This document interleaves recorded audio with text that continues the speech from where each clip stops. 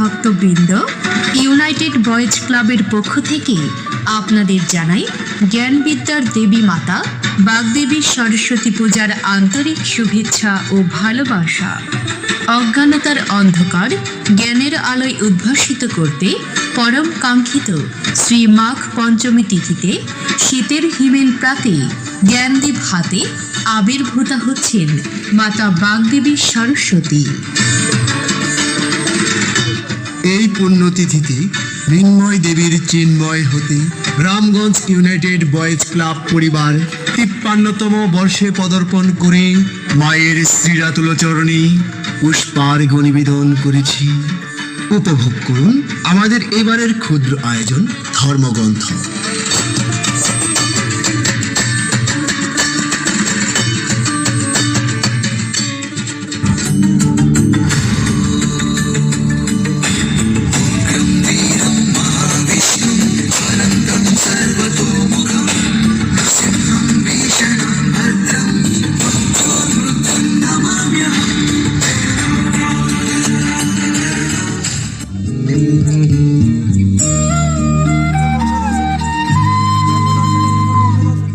কখনো কখনো পৃথিবীতে খুব খারাপ অবস্থা বিরাজ করে।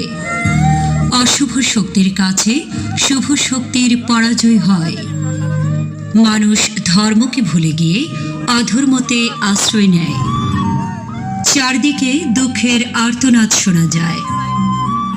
এই অবস্থা দেখে ধার্মিক ব্যক্তিদের হৃদয় কেঁদে ওঠে। তারা ঈশ্বরের নিকট দুঃখমোচনের আকুল প্রার্থনা জানান।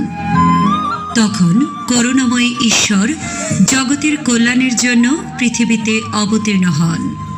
তিনি অশান্তি দূর করে শান্তি প্রতিষ্ঠা করেন। তিনি দুষ্কৃতীদের ধ্বংস করেন, সাধু সজ্জনদের রক্ষা করেন এবং ধর্ম প্রতিষ্ঠা করেন।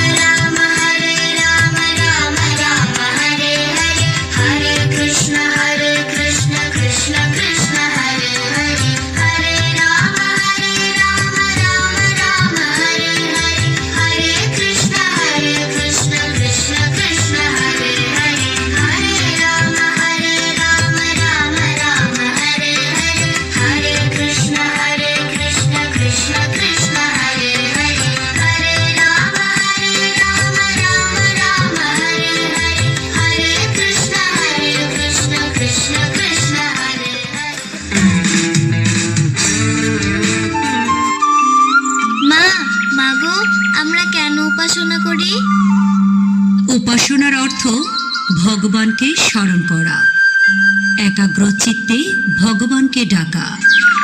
তাহলে মা, উপাসনা ধর্ম পালনের অন্যতম অঙ্গ? ঠিক তাই। ধ্যান, জপ, কীর্তন, পূজা প্রার্থনার মাধ্যমে উপাসনা করা হয়। যেমন ভগবান নিরাকার, কিন্তু উপাসনার জন্য আমরা সাকার রূপে প্রতিমা গড়ে দেবী সরস্বতী মায়ের পূজা করি।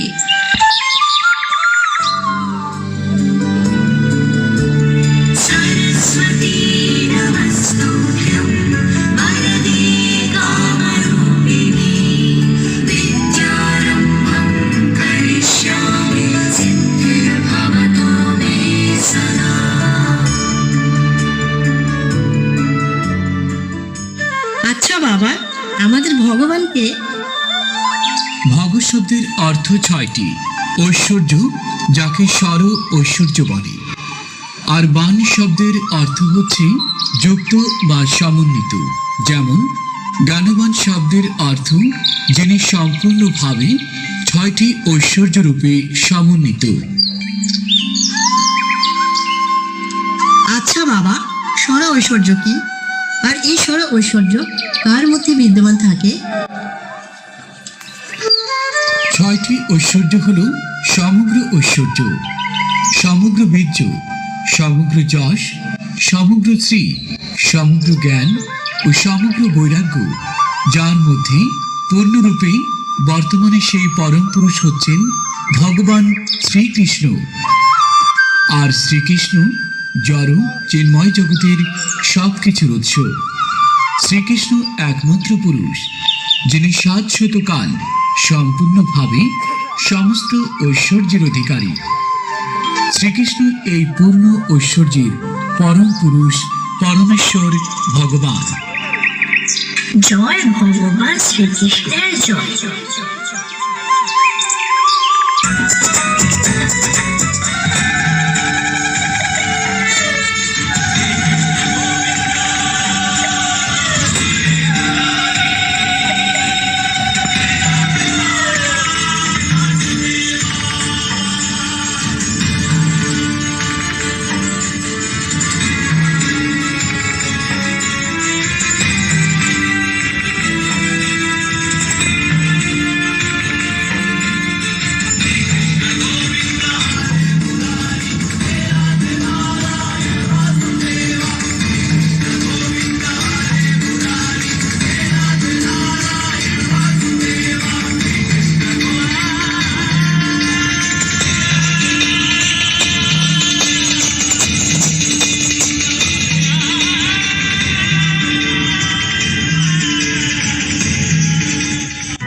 শোনো হে শশীকান্ত, আমি এককভাবে সমস্ত ঐশ্বর্যের অধিকারী, তাই আমি ভগবান।